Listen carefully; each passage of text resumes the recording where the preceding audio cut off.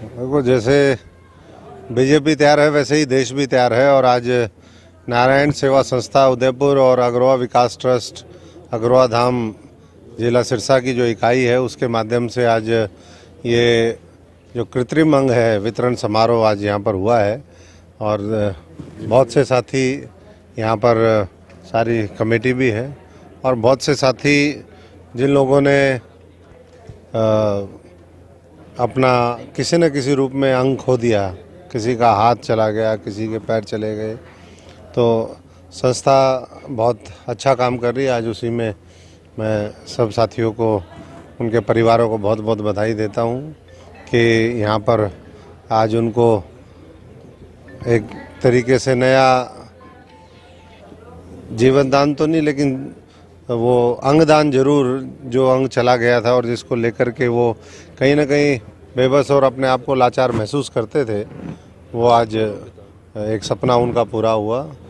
और जहाँ तक सवाल है बीजेपी और देश की तैयारियों का, तो एक दो दिन में आचार संहिता लगने वाली है। रोज़ मोदी जी लाखों करोड़ रुपए की रोज़ जो योजनाएं हैं, या तो उनका उद्घाटन कर रहे हैं या शिलान्यास कर रहे हैं। कल भी जो लंबा एक दिल्ली एनसीआर के लिए आवश्यक था, आप सब जानते हैं कि द्वारका एक्सप्रेसवे पिछले 20 साल में पूरा नहीं कर पाए लोग, और वो मोदी जी ने आकर के जो भी उसमें बॉटल नेक थी वो दूर किया और उससे पूरा दिल्ली भी, एनसीआर भी, द्वारका भी, गुड़गांव भी, पूरे उस क्षेत्र को लाभ होगा। और सोनीपत से लेकर के रोहतक झज्जर की बहुत बढ़िया कनेक्टिविटी पूरे जो जयपुर जाने वाले लोग हैं उनके लिए भी मैं समझता हूँ कि एक ये मील का पत्थर साबित होगा। और कल पूरा हरियाणा उनका स्वागत करेगा, उन 5-6 जिलों के लोग। कब तक उम्मीद है कि हरियाणा की जो टिकटें हैं उनका वो घोषणा हो सकती है? अब ये रोज़ सबसे पहले देश है, देश की जनता है।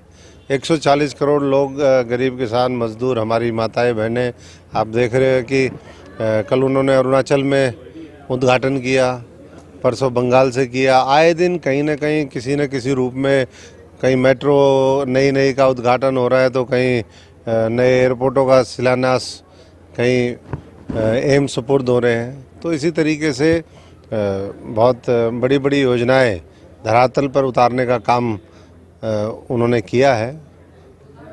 चाहे वो हम देखें देश की अर्थव्यवस्था को पटरी पर लाने की बात हो, या नए हाईवे बनाने की बात हो, नई रेलवे लाइनों का जाल बिछाने का है, तो बाकी एक दो दिन में वो भी मीटिंग होगी।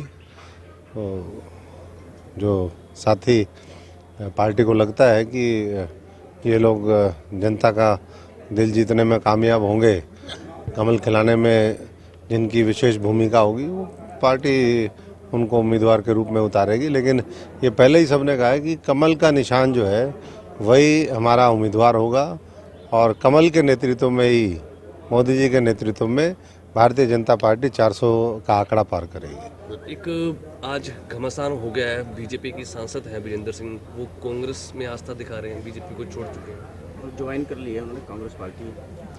हाँ, ऐसी चर्चाएं हैं, लेकिन मैं समझता हूँ कि वीरेंद्र सिंह जी और उनका परिवार जानता है कि किस तरीके से कांग्रेस पार्टी धोखाधड़ी करती है, कैसे उनके साथ अतीत में किया, आगे भी उसी तरह की आशंकाएं बनी रहेंगी। तो अगर सांसद हमारे भाई ने फैसला किया है, उस परिवार ने किया है, तो ये तो प्रदेश की जनता तय करेगी। लेकिन मुझे पूरा यकीन है कि 10 की 10 जो है लोकसभा हरियाणा के लोग, वो बड़े मार्जिन के साथ भारतीय जनता पार्टी को, मनोहर लाल जी को और मोदी जी को यहाँ से तोहफे के रूप में देने का काम करेंगे। देश भर की बात की जाए तो आयाराम गयाराम की स्थिति सबसे पहले हरियाणा से शुरू हुई थी, क्या कहते हैं? देखिए, कई बार परिस्थितियाँ इस तरह की बनती है, कई बार कुछ लोग राजनीतिक स्वार्थ के चक्कर में भी जाते हैं, तो बहुत से मामले हैं। अब किसी के ऊपर मैं तो ज़्यादा कुछ नहीं कहना चाहूँगा। अब हमारा केस आप सब देख ही रहे हैं कि 10 साल हमने तो पूरा संघर्ष किया विपक्ष के नाते, लेकिन देखा जब हमने कि परिस्थिति जो है, बड़े एक से एक बड़े धोखेबाज हैं।